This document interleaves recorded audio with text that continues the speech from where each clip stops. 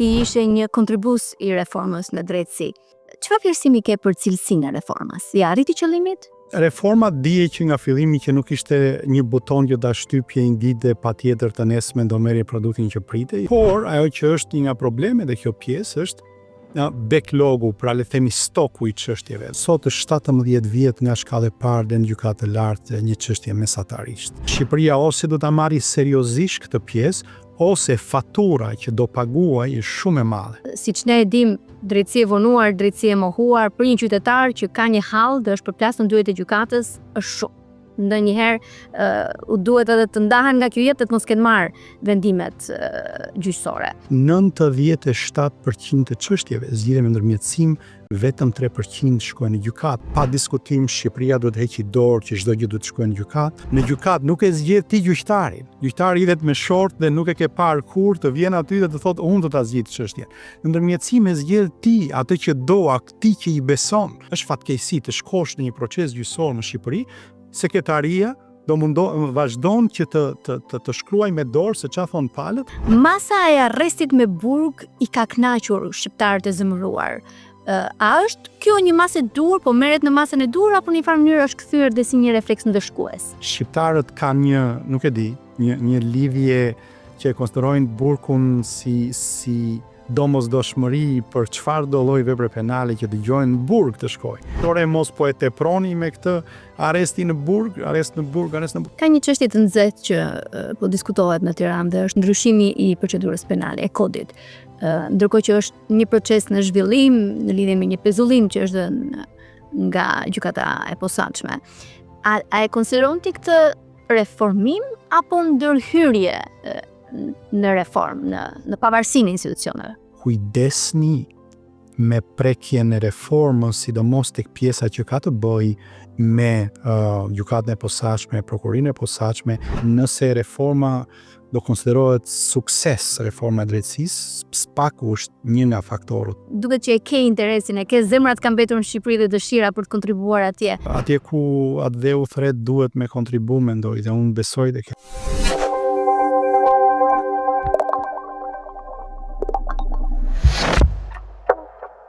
Mirë se u gjeni në Ilvetare Talks. 10 vite më parë, Shqipëria nisi atë që u konsiderua si revolucioni i saj më i madh post-komunist, reformën e drejtësisë.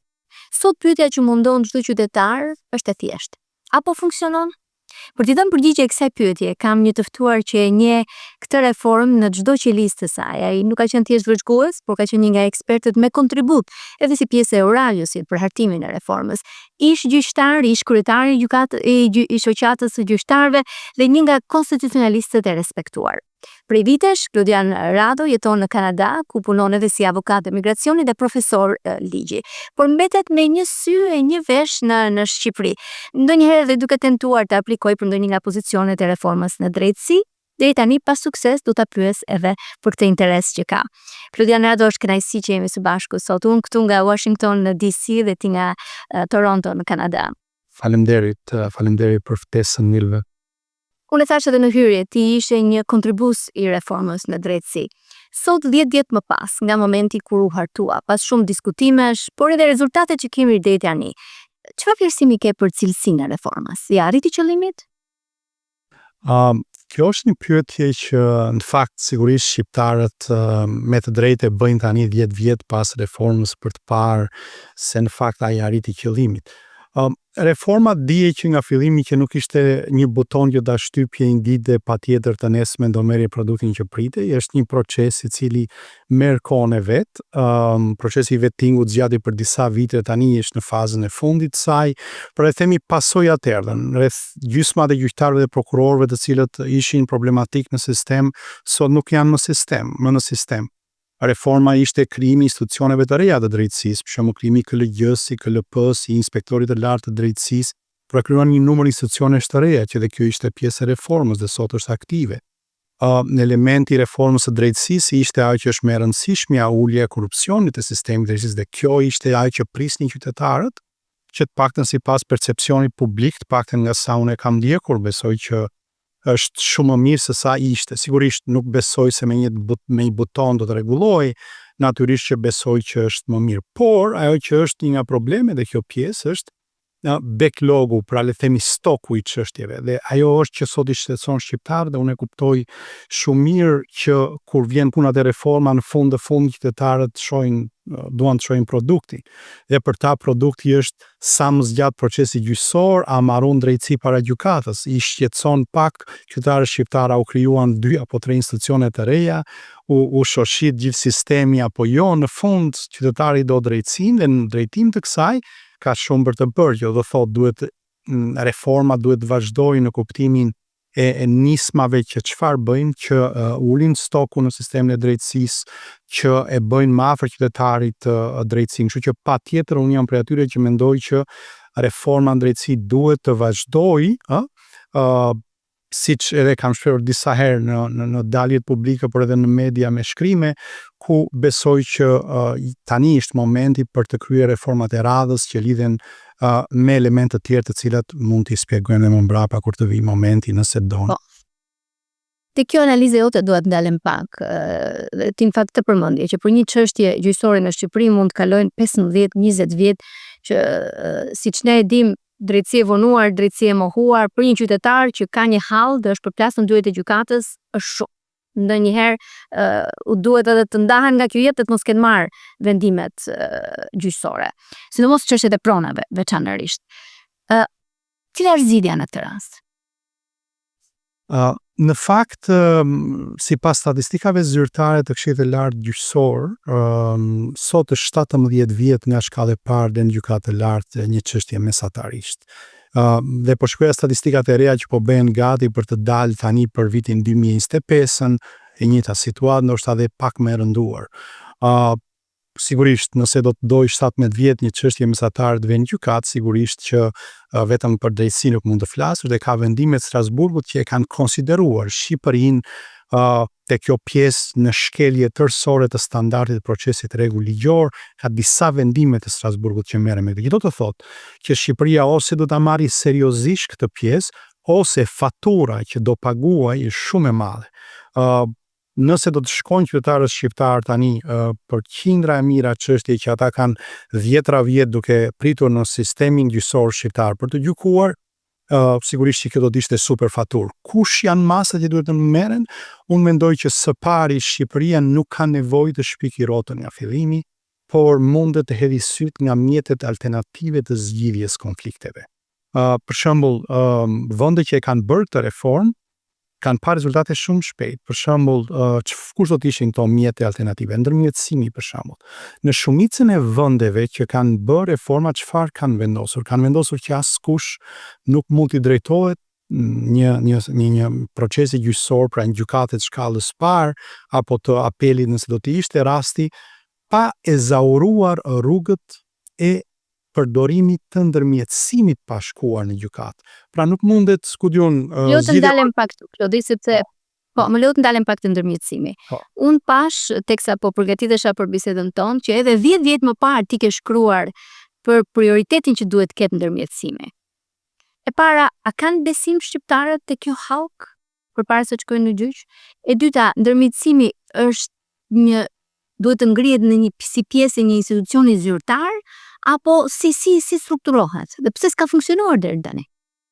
Tani, së pari në Shqipëri si instrument ndërmjetësimi është, por është vullnetar, pra nuk është i detyrueshëm siç e kanë vendet e unë.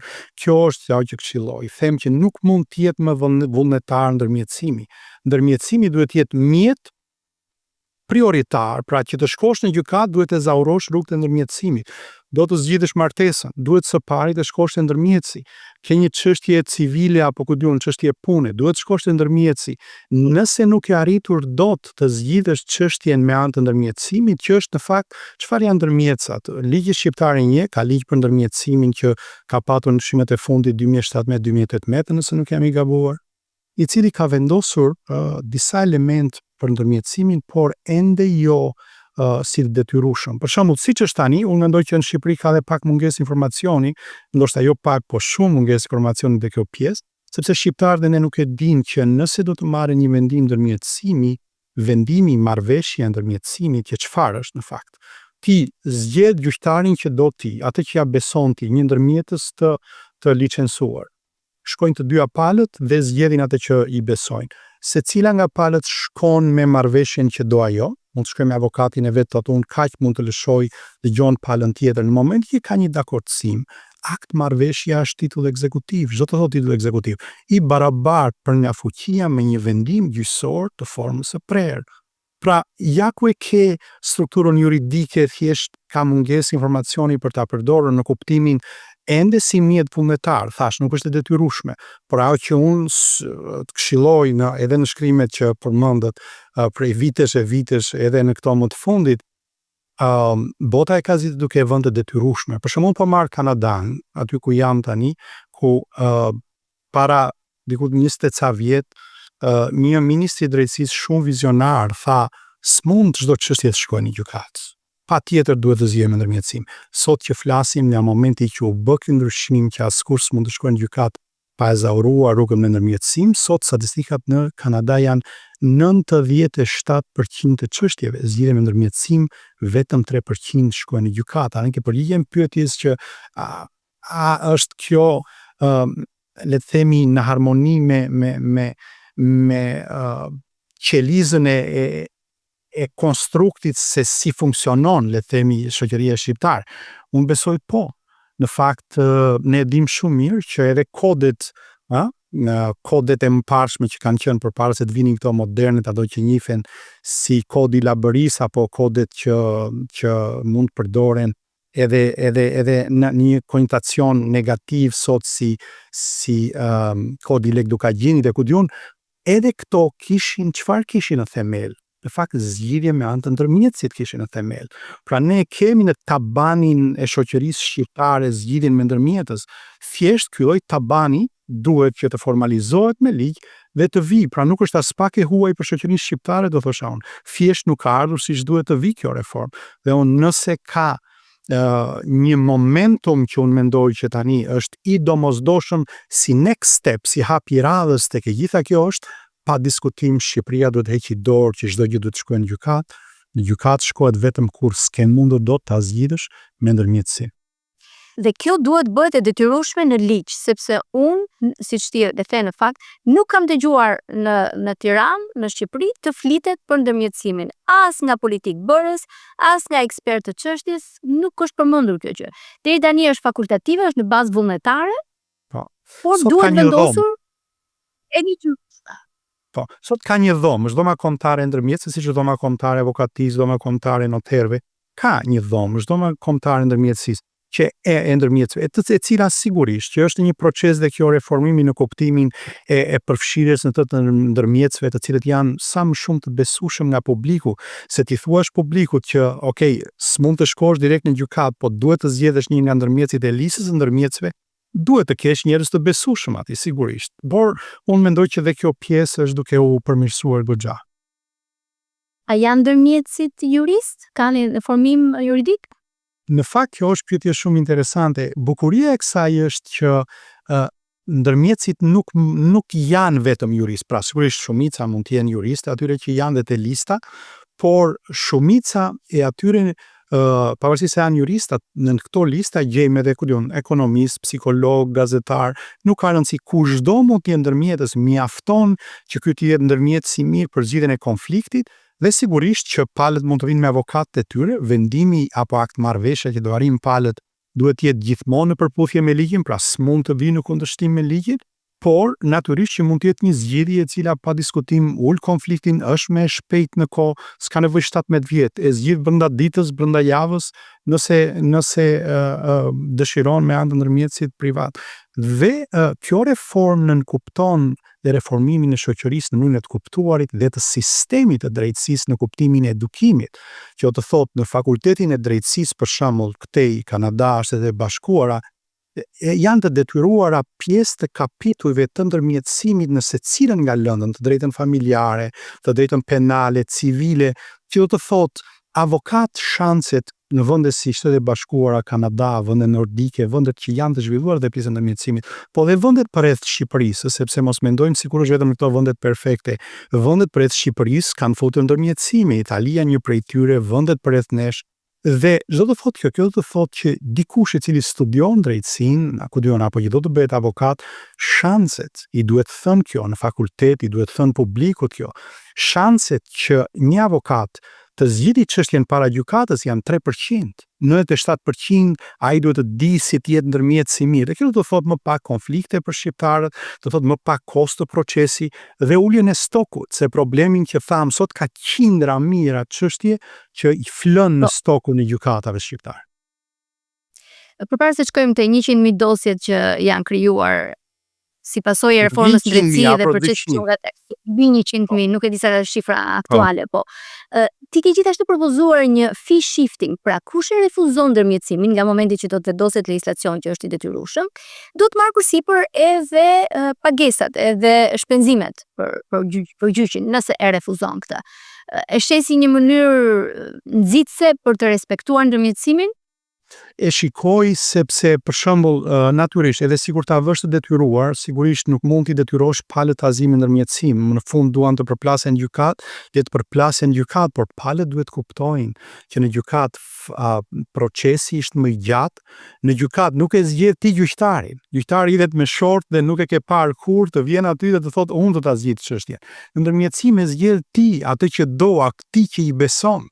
Dhe sigurisht fees, do të thotë kostot të procesit, që do të thotë shifting fees do të thotë që pra kalimi i five nga një palë e cila normal ligji shqiptar për shembull sot është ose ndahen fees, këto shpenzimet gjyqësore, ose i paguan gjyqhumsi, por sipas asaj që propozojmë është që shpenzimet në fakt mund t'i paguajë dhe ai i cili refuzon që të shkojë të zgjidhë çështjen në ndërmjetësim. Pra ai që bëhet pengesë, ai që bëhet shkak që stopu i çështjeve të shtohet në gjykat.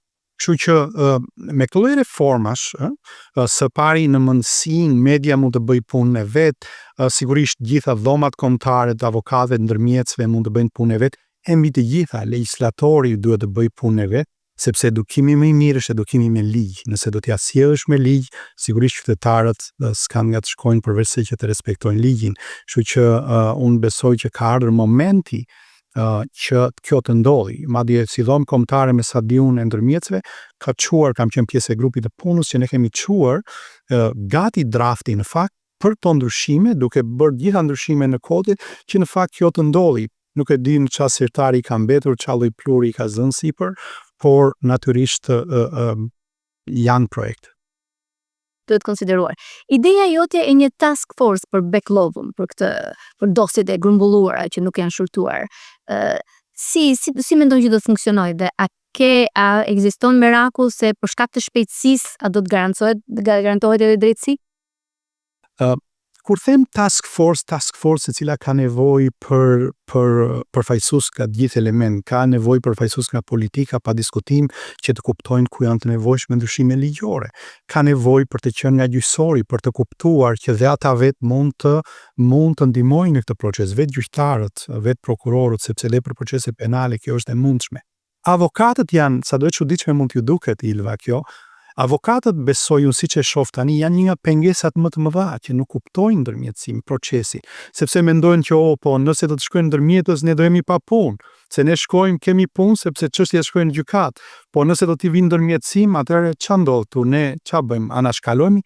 Këtë nuk kuptoj. Në fakt, një avokat sot nëse do marri çështje, unë jam avokat vetë, kemi studio ligjore qoftë në Tiranë, dhe nëse do të vinë një çështje për shembull në Shqipëri sot, ne mendojmë 100 herë sepse do të thotë 17 vjet të merresh me atë dosje. Por nëse do të kesh ndërmjetësimin si opsion, bën vaki brenda ditës të zgjidhësh 17 çështje, sepse nuk të pengon askush, kurse si mundet të mos të jesh pro kësaj, kur në fakt duhet kuptosh që palët papritur nuk do të thotë që s'kan më nevojë për avokat.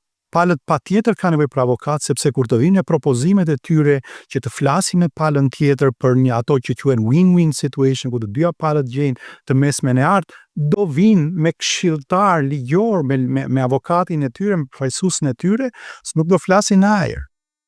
Po mos ndoshta ndryshon tarifa e ndërmjetësit e avokatit që do të jetë në rolin kur ka një ndërmjetësim dhe kur është një gjyq që zgjan 17 vjet, çdo orë që avokati shkon në gjykat ka një pagesë më vete. Është dhe kjo edhe një çështje financiare, por përpiqem të kuptoj pse s'ka funksionuar, Klodi, që t'jem sinqer. Jo, e kuptoj. Në fakt, jo, unë mendoj që tërësisht nuk e kuptojnë dhe nuk e kuptojnë që të hysh në proces ndërmjetësimi patjetër shkon me avokat. Do të shkosh vetë, mund të shkosh, siç mund të shkosh dhe në gjykat vetë, nuk të pengon askush, por në proces ndërmjetësimi edhe më shumë me avokat, sepse duhet kuptosh që sa mund të lëshosh të gjitha, duhet kuptosh që s'duhet jetë në kundërshtim me ligjin e të gjitha. Ajo që i step dhe me që fole për fees, për shpenzimet avokatore dhe kostot që mund të ketë procesi, sigurisht që avokatët chargjojnë, do më thënë, le themi, shpenzimet e tyre me ora, po me faza gjyqësore, por në ndërmjetësim, ata janë qoftë për ndërmjetësit, qoftë edhe avokatët, janë në profesion të lirë, askush nuk i pengon avokatët të vënë fees që duan të vënë ata pra shpenzimet për punën e vet. Pra nuk ka lidhje, domethënë nuk janë si noterët që je i detyruar të vi ajo fatura sipas asaj të përcaktuar nga dhoma e noterëve që kaq do jetë një noterizim. Avokati mund ta ketë 500.000 lekë të vjetra, mund ta ketë 500.000 euro çështjen, askush se pengon, pra le të themi është profesioni lirë te kjo pjesë dhe sigurisht që është çështje dilli që mund të bëj, por ajo që është e rëndësishme është që avokatët, dhe qytetarët sigurisht që duhet kuptojnë që ky mjet alternativ është në legjislacionin shqiptar sot, edhe sot mund të shkojnë te ndërmjetësit, edhe sot mund ta zgjidhin çështjen pa pasur nevojë të shkojnë në gjykat, dhe çështja që do zgjidhin me marrëveshje, me akt marrëveshje, është e barazblefshme, me një vendim gjyqësor të formës së prerë. Sot që flasim vetëm ta prek pak këtë se kjo është me të vërtet një plagë e madhe e shoqërisë shqiptare, po marrim zgjidhjet e martesave. Kaq absurde është kjo, saqë sot që flasim ka dhjetra mijëra dosje që qëndrojnë në sirtaret e gjykatave zgjidhje martese. Domethënë kemi situata që ka tjetri 10 vjet, 15 vjet, pret të zgjidhin martesën. Bën vaki ka fëmijë me martesën tjetër dhe janë bërë fëmijë të tjerë për me shku në shkollë të lartë. Dhe ende s'ka zgjidhur martesën e parë. Çdo të thotë kjo krijon probleme juridike, por dhe sociale serioze.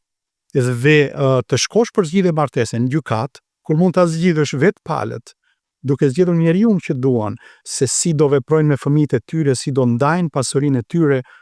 Unë nuk e kuptoj, nga një ranë shqiptarët jemi para një çudie shqiptare këtu, nga një ranë thonë nuk besojmë sistemin e drejtësisë, pra nga ana tjetër nuk duan të zgjedhin zgjidhje të cilat kanë kontroll për atë që duan të zgjidhin çështjen, për ligjin e aplikueshëm, mund të bëhet online gjithë procesi, dhe në fund vendimi është i barabartë, por unë mendoj që është tërësisht mungesa e informacionit, se sa po t'i vësh në peshore nuk mund t'i krahasosh njërin me tjetrin.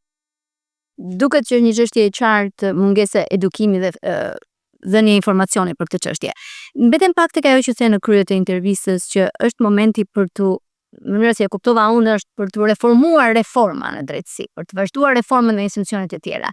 Përshtypja ime, Klod, po do doja edhe analizën tënde në këtë është se reforma në drejtësi dhe institucionet antikorrupsion që u ngritën u duk sikur patën si qëllim kryesor ndëshkimin dhe kulturën e ndëshkueshmërisë në nivelin e lartë të zyrtarëve.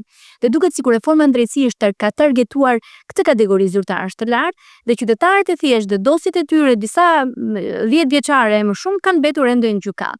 Kur thua të reformohet reforma, thua për SPAK apo institucionet e tjera apo për ato që prekin direkt qytetarit?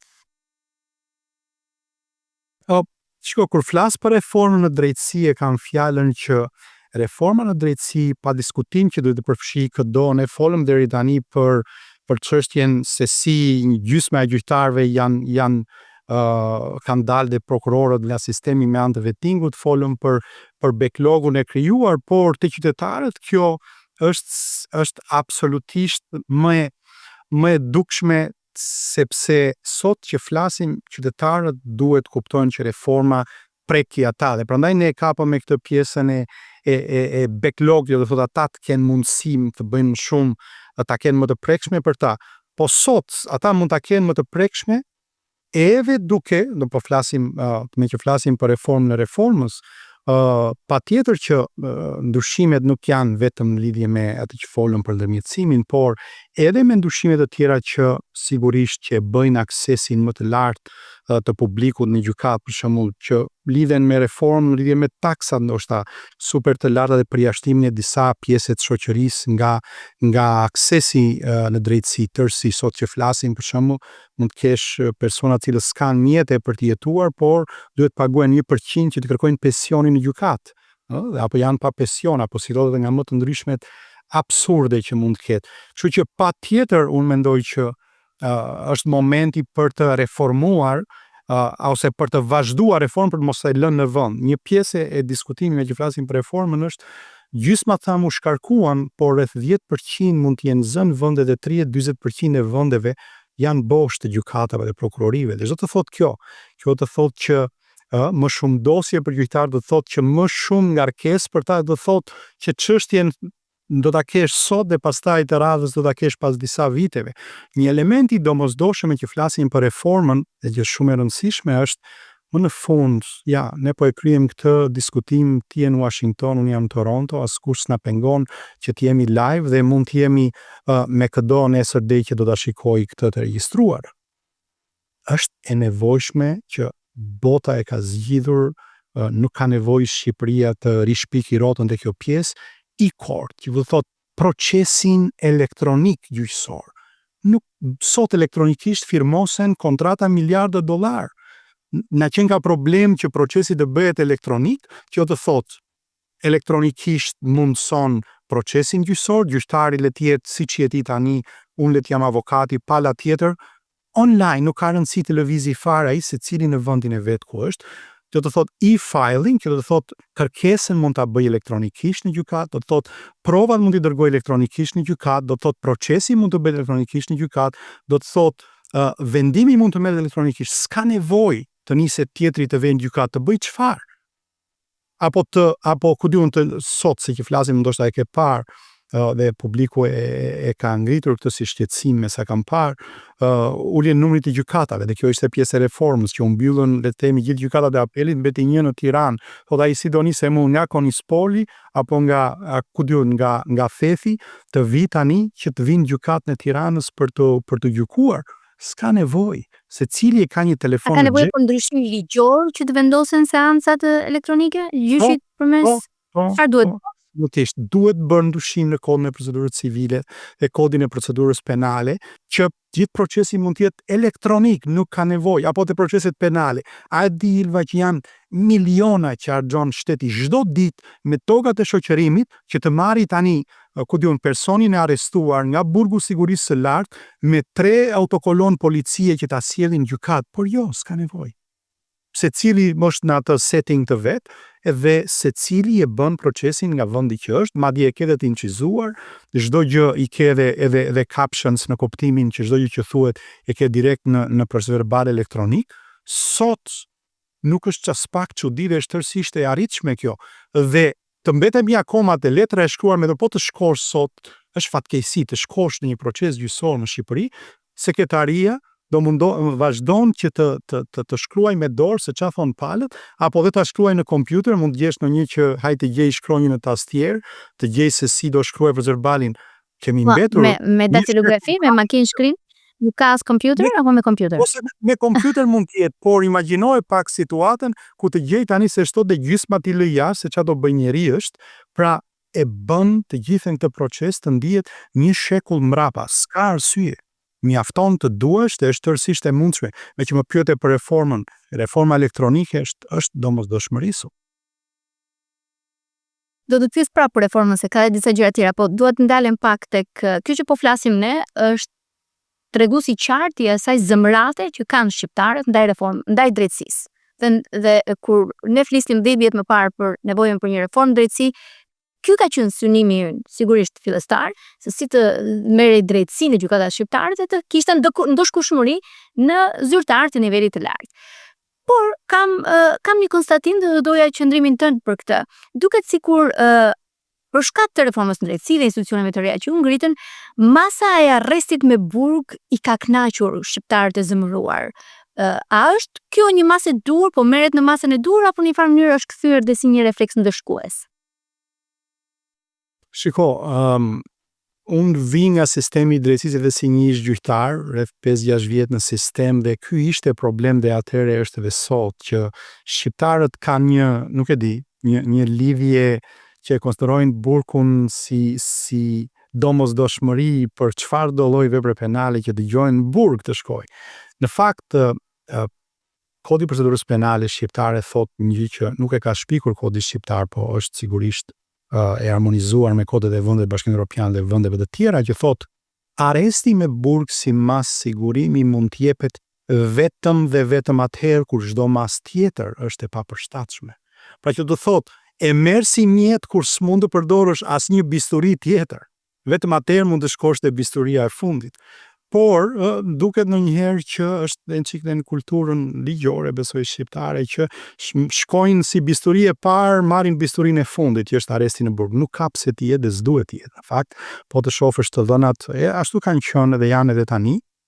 Arresti me burg ishte një nga probleme në çdo raport që dëshon Këshilli i Evropës ndaj Shqipërisë, që është i tepruar ndoshta, por tani është bërë ndoshta më shumë publik sepse është ngritur vetë politika. Nga kjo sepse shikojnë burgosje të personave që s'mendojnë ndonjëherë që do burgoseshin, dhe tani këta u shqetësuan vërtet, ore mos po e teproni me këtë arrest në burg, sigurisht. Unë jam prej atyre që mendoj që madje kam drejtuar edhe raporte për NGO për këtë pjesë, në të cilat e themi qartë që arresti në burg nuk është mjeti i parë, është i fundit, duhet përdorur vetëm atëherë kur s'mund të përdoret asnjë gjë tjetër.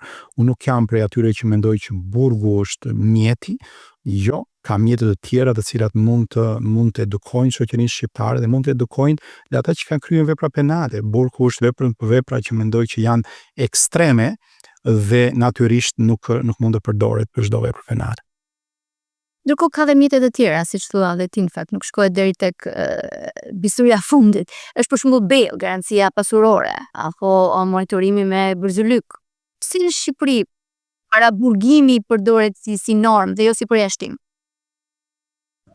Thash, ndoshta kjo vjen si rrjedhoje kulturës juridike shqiptare, por ndoshta edhe nga një arsye që unë besoj që ka ardhur edhe si një kundërreagim nga gjyqtarët dhe prokurorët që gjithmonë ishin të akuzuar në një farë mënyre për ndërhyrje të padrejta nga palët apo për korrupsion, edhe po t'i nxirje direkt populli do thoshte, media, kush e di sa do ketë marrë, që e nxorje, se çfarë. Dhe kjo lloj frike ka bërë efektin e kundërt. Që okay, unë po kërkoj thot prokurori arrest në burg, gjyqtari thot po e lë arrest në burg se dëgjoj unë tani se çfarë do thonë që ç'a ndodhi që pse e le jashtë, pra i bie shkurt, ndërkohë që nuk është për t'i rënë shkurt. Liria është e themi një nga të drejtat më të rëndësishme, liria e personit, e cila është e garantuar në kushtetutën dhe në akte ndërkombëtare dhe duhet preket vetëm atëherë kur nuk mund të arrihet ajo që synon shoqëria të arrijë me mjetet e tjera. Liria është e fundit në radhë që duhet preket. Kluden, a mund më shpjegosh thjesht çfarë është gjithashtu flight risk, kur një person konsiderohet realisht rrezik për të arratisur apo për të mos u përballur me drejtësinë? Po kjo është në fakt analiza që bën fillimisht prokurori, i cili le të themi mbledh provat dhe kërkon masën e sigurimit në gjykatë, e pastaj gjykata. Domethënë gjë e parë që do të pyesi veten është a ka risk që ky person, nëse unë e lë të lirë gjatë kohës që jam duke hetuar, të më prishi provat, të më largohet, mos ta gjej dot më.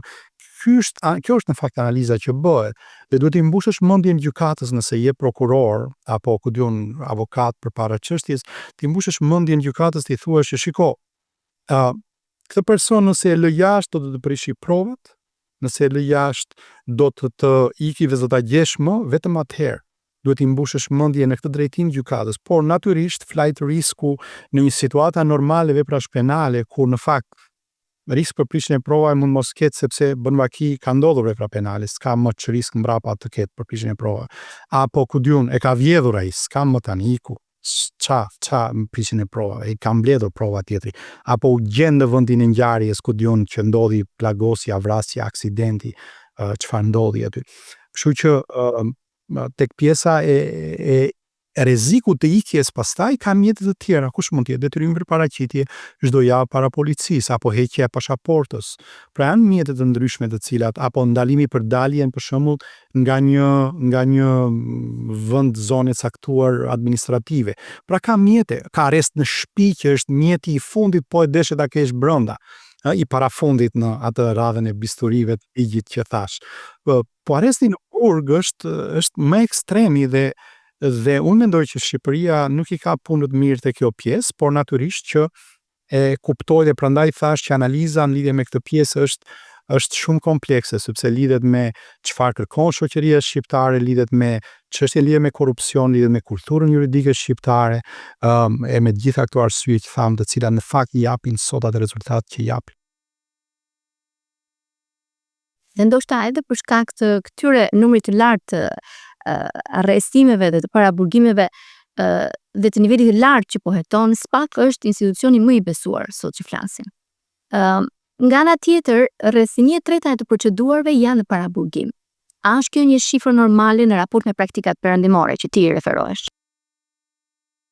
Sigurisht, po nis nga kjo e dyta, sigurisht që nuk është. Domethënë paraburgimi ose arresti në burg, sipas statistikave të vendeve të zhvilluara, që ne synojmë të shkojmë ako vendet e Bashkimit Evropian, nuk i kalon 10% dhe s'duhet i kalojë. 2-3% është në vendet normale dhe s'ka pse të jetë më shumë, sepse do thotë në 100 raste, 2-3 raste do kesh në kushtet e ekstremit që s'ke si ja bën dhe duhet patjetër ta mbash në burg. Në raste normale s'ka përse të jetë burgu si mjet i parë. Kurse për sa i përket pjesës së parë të pyetjes që thatë për SPAK-un, shiko, unë jam prej atyre i cili që në momentin që kemi qenë pjesë e grupit të punës të krijimit të institucionit të ri, dhe pastaj në mënyrën se si u bë efektive reforma në kuptimin e emërimit prokurorëve dhe edhe krijimit të strukturës apo edhe të vazhdimit të punës sot që flasim, unë mendoj që nëse reforma do konsiderohet sukses, reforma e drejtësisë, SPAK-u është një nga faktorët për të tillë, sepse ka rritur besueshmërinë e publikut jo vetëm ngushësisht te pjesa e arrestimit, se analiza që lidhet me arrestet në burg është e njëjta gjë që thash pak përpara dhe në lidhje me SPAK-un. Në lidhje me SPAK-un unë jam mendimit që edhe aty duhet kemi kujdes kur jepet arresti në burg, por ka një të veçantë tek prokuria e posaçme apo te gjykata e posaçme, sepse subjektet që janë automatikisht të natyrës me rrezikshmëri të lartë. Kjo të thotë që pjesë e punës së tyre janë organizatat kriminale që merren me trafik ndërkombëtar lëndësh narkotike apo të personave që automatikisht i bën me rrezikshmëri shumë të lartë, kështu që do pritet që automatikisht i kesh aty. Pjesa tjetër janë persona të cilët janë me pushtet sot në Shqipëri, që mund të jenë nga politika, nga gjyqësori, nga prokuroria, ato që janë subjekte të ligjit posaçme apo të prokurisë posaçme. Pyetja që lind është, a me të vërtet këta meritojnë të shkojnë në burg për shkak të veprave penale që kanë bërë? Shiko, unë nuk mendoj që përqindja e tyre është më e lartë krahasuar me qytetarët e tjerë. Unë besoj që ndoshta qytetarët e tjerë vuajnë sot në arrest në burg për vepra më të thjeshta se sa ato që kanë bërë zyrtarët e lartë shqiptar. Mund të kesh në burgjet shqiptare sot dikë që ka vjedhur një biçikletë e bën vaki është në paraburgim akoma, dhe bën vaki që të kesh një zyrtar shqiptar që ka abuzuar me miliona euro dhe bën vaki të jetë me detyrim për paraqitje apo masë të lehta.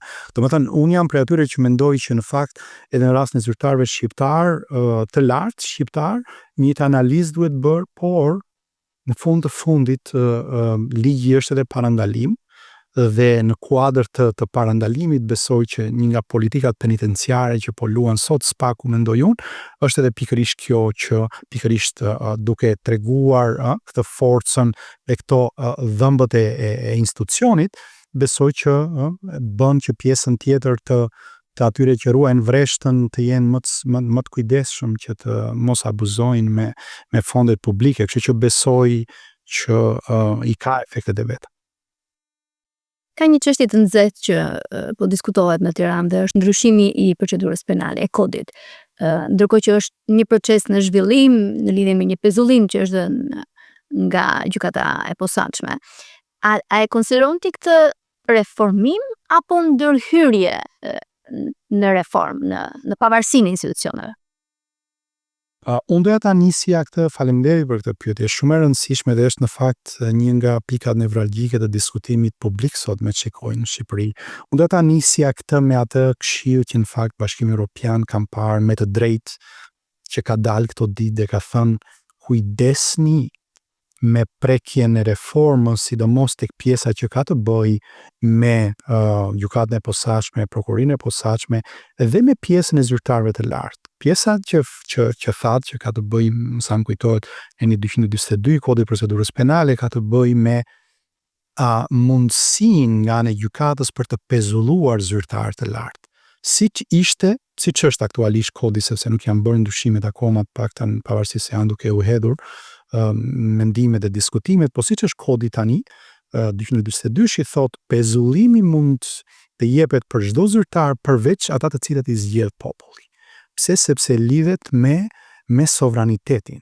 Do thot populli të ka zgjedhur, populli do të heqësh nga detyra, do thotë ndërhysh te sovraniteti, që është elementi më i rëndësishëm i lidhjes ndërmjet sovranit, popullit dhe të zgjedhurve. Kështu që këtu ka qenë i kujdesshëm legjislatori dhe ka vendosur, dhe kush janë këto kategori, ishin deputetët, janë ende në ligj deputetët, që janë dihet se kush, deputetët e bashkive ose ata që quhen antar të këshillave të qarkut ose të këshillave të rretheve, pra makrodeputetët, deputetët e zonave, pra të zonave administrative, dhe kryetarët e bashkive. Pra këta që ishin të zgjedhur direkt ndalohen sot nga ligji për t'i pezulluar. Çdo kush tjetër mundet që, përderisa nuk janë te kjo listë, mundet që të pezulloj. Çfarë ndodh sot për shembull me ndryshimet që janë propozuar, më sa kam parë, është menduar që në këtë listë shtohet kush, presidenti i Republikës mund ta pezullosh për shembull, me ç'po mendohet. Kush tjetër?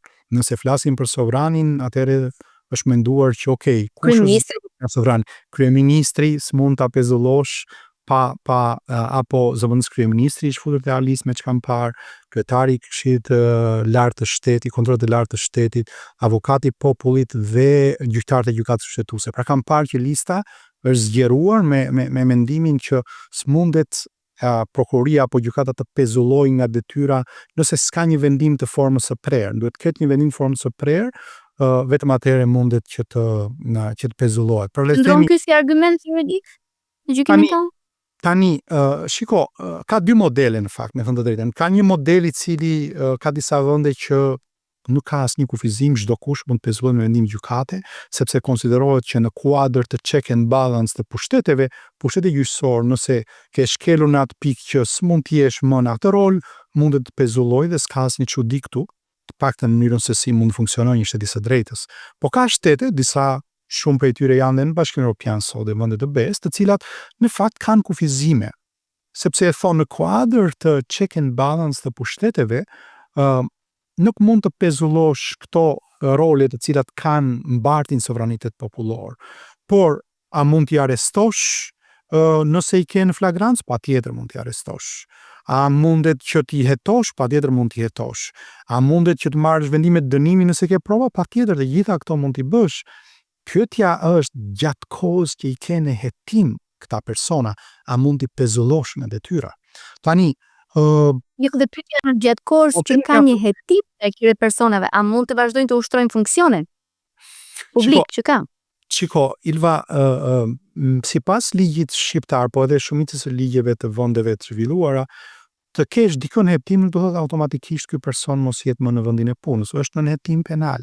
Tani, është tjetër gjë që siç edhe ti e di shumë mirë, po edhe gjithë shqiptarët që e kanë parë standardin e përgjegjësisë politike në vende të tjera për mos pagesë të një bilete metroje, ministri jep dorëheqje në këto vende. Domethënë, jo më të jetë një hetim penal, nuk diskutohet që jep dorëheqjen sepse e lidh me besimin e publikut. Në Shqipëri, me sa duket, mund të jesh në hetim penal për miliona euro, nuk ka asnjë problem.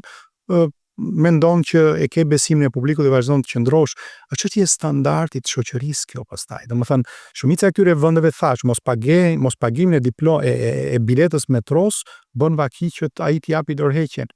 Në Shqipëri kjo jo, që do të thotë që ndoshta me ligj duhej rregulluar siç është rregulluar sot, për shembull, janë përcaktuar disa subjekte.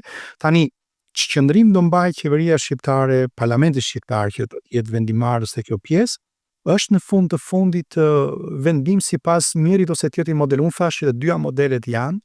Unë do doja që Shqipëria të ishte në ato vendet modeleve me ndërgjegje të lartë qytetare, që për gjën më të vogël ministri vet të jepte dorëheqjen dhe të hapte rrugën hetimit, me që Shqipëria nuk e bën këtë gjë, ndoshta sigurisht që në organet mund ta bëjnë pastaj.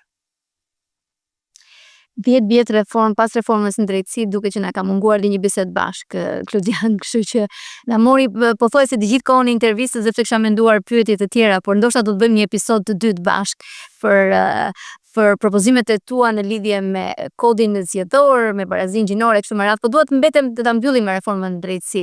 Ti ke tentuar disa herë të aplikosh, por në një rast të fundit që pash nuk ishe skualifikuar, ndërkohë që duket që e ke interesin, e ke zemrat ka mbetur në Shqipëri dhe dëshira për të kontribuar atje. Do të vazhdosh të kërkosh të përfshihesh në institucionet e drejtësisë në Shqipëri në rastin më të parë që do të ketë një mundësi tjetër? Faleminderit për pyetjen Ilva. Unë e konsideroj pjesën e reformës edhe njerëz dhe s'është vetëm sistem, dhe mendoj që në sistem duhet të jenë njerëzit që besojnë tek reforma dhe kanë le të themi profesionalizmi dhe etikën e dur për të qenë atje, dhe janë prej atyre i cili mbështet dhe duart troket çdo kandidat i cili apo ata të cilët sot janë pjesë e institucioneve të reja në drejtësisë, apo ku diun gjykatës shtetuese apo gjykatës së lartë, meqense folëm. Kështu që duke besuar te kjo që le të themi sistemi bëhet më i mirë jo vetëm me sisteme më të mira, po me njerëz me etikë më të lartë profesionale dhe profesionalizëm më të lartë, mendoj që është thirrje për çdo që dëshiron të kontribuojë të jetë pjesë atje, dhe në kuadër të kësaj thirrje që unë mendoj që është thirrje që natyrshëm vjen nga Shqipëria si nevojë, është një përgjigje kësaj thirrjeje, me thënë të drejtën, sepse po ta mendosh unë si Klod këtu ku jam s'më mungon gjë, as profesionalisht, as nga pikpamja e njerëzve të afërt e ku diun se çfarë, kështu që e konsideroj si një përgjigje thirrjeje të vendit në momentin që hapet një pozicion i tillë, dhe pse jo. Në shumicë në dy raste që ishin më tepër dorëheqje nga ana ime, sepse rrethanat nuk erdhën të tilla për ta vazhduar procesin, por nëse do të ketë në të ardhmen diçka të tillë, nuk e përjashtoj gjithmonë si një kontribut që në fund e di do të jetë barë për mua për pjesën këtej se jeton vetë jashtë dhe e kupton çdo të thotë, apo për pjesën e familjes, por atje ku atë dheu thret duhet me kontribu, mendoj, dhe unë besoj dhe kjo. Po e mbyllim me këtë lajm të mirë për atë dheun në këtë rast, por besoj edhe për ty sepse është gjithmonë kënaqësinë shpirtërore dhe përmbushjen që merr kur kontribuon për vendin tënd, në vendin tënd, është e pamatshme me asnjë nga parametrat e tjerë financiare. Të tjerë për veç familjes si paguan kosto pastaj. Klodian Rado, të falenderoj shumë, të kam premtuar një episod të dytë, do ta bëjmë së shpejti. Faleminderit që ishe në Inglaterra Talks. Faleminderit shumë Ilva. Shpresoj të shihemi së shpejti. Çdo sukses, të përshëndes.